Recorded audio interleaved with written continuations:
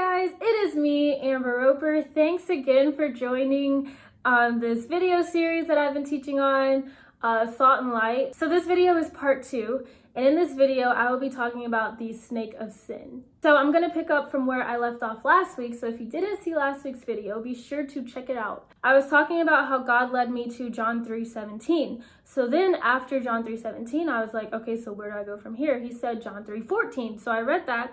And it says, "And just as Moses in the desert lifted up the brass replica of a snake on a pole for all the people to see and be healed, so the Son of Man is ready to be lifted up, so that those who truly believe in him will not perish but be given eternal life." So after reading that, I said, I don't really think I'm that familiar with the story of the brass snake, so I'm going to read that. So I went to Numbers 21, and I started at verse 4. So basically, it's the Israelites trying to make it to the promised land. The beloved story in the Old Testament of the Israelites and all their struggles and all their mishaps, trying to make it into the place God has for them. Doesn't that sound familiar? So basically, the Israelites have been traveling all this time, and it says, "But again, the difficult travel gave everyone a short temper. They challenged both God and Moses." So the Israelites have been traveling for such a long time, and obviously it was hard travel. So with that, they had a little attitude. They got a short temper, and they got restless, not only with their leader Moses, but with God. Actually, it might be better if I act this out for you. What were you thinking?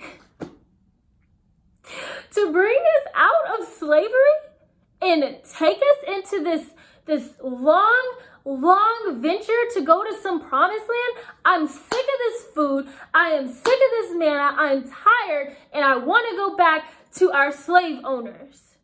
I know they're not complaining. Holy Spirit, Jesus, you hear them complaining against the food we've provided for them as we're leading them away from slavery into goodness and better things? Who do they think they are? You know what?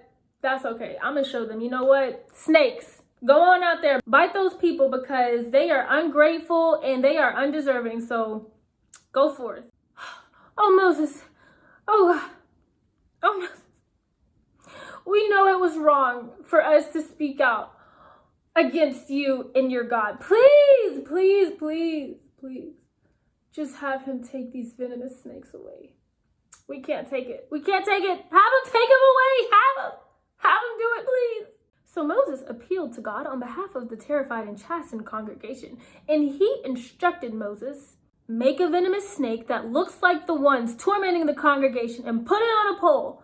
Everyone who gets bitten can simply look at your serpent and be healed." Pause.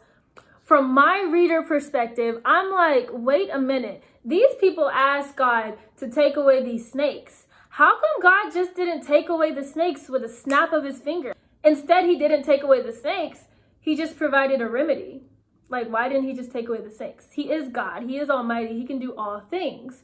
So that's my question. So Moses took some bronze and cast a likeness of those vicious snakes to serve as an antidote for everyone who had been bitten. So basically, Moses obeyed God, and he made a fake snake and put it on top of a brass pole. If anyone were to look at the bronze serpent after they had been bitten, they would then live. The end.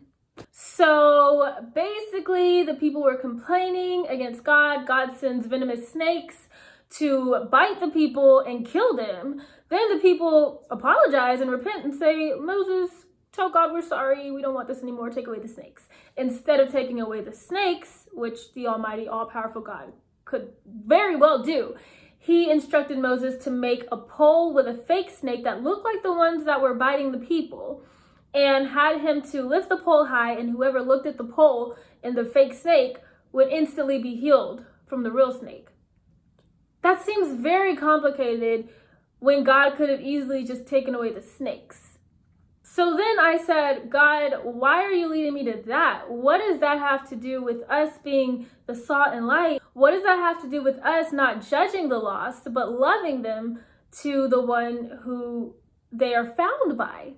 So he started giving me these connections. The brass snake was an emblem of sin and disease. The Hebrew translation uses a word pronounced SERAPH, and it is translated to the fiery one, the fiery serpent. And the connection that I draw from the two is that all of humanity has been bitten by the snake of sin. And if we look up to Jesus, who was lifted high on a cross, then we will be healed of the bites of these poisonous snakes, the snake of sin. So we only need to look to Jesus and believe in him, and we will be healed, divinely healed from our stumbling ways, divinely healed from the effects of sin and this fallen world and fallen nature has on us. So basically, as Christians, we're here to lift Jesus high so that others will see him and look to him and be healed, just like the Israelites were healed by looking up to the brass snake that Moses made. So I wrote and I said, the Israelites asked you to take the snakes away, but you didn't. Here on this earth today, we pray all the time for God to take sin and death away, and disease and illnesses and wars and violence and crime and evil people. God, just take it away, take this away. But what if instead, the answer to the prayers that we're praying, God gives us a remedy and a cure instead of taking the problem away? Isn't that how our faith grows? When we trust God to provide an answer, even if it's not exactly the answer we're looking for. We look to Jesus as our cure from the bites of the snake of sin. So in the next video, I'm going to dive even deeper and talk about salt and light as far as Jesus explained it to us here on earth. So thanks for watching. I hope this blessed you in some way. I hope you're gleaming as much revelation and knowledge from it as I am. And I pray that you are able to lift Jesus high to those around you so that they will look to him and believe and be healed. I pray that you allow yourself to be used by God in his greatness, and that he would bless you, bless your week, bless those around you, and everything your hands touch will prosper. In Jesus' name, thank you so much for watching. Go ahead and subscribe, like, comment, share, and I pray you have a great rest of your week. See you next week, guys. Bye-bye.